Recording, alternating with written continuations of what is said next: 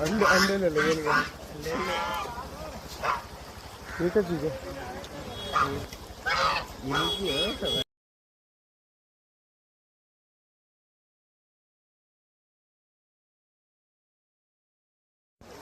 तो मैं सोच रहा हूँ ना मजा नहीं खाता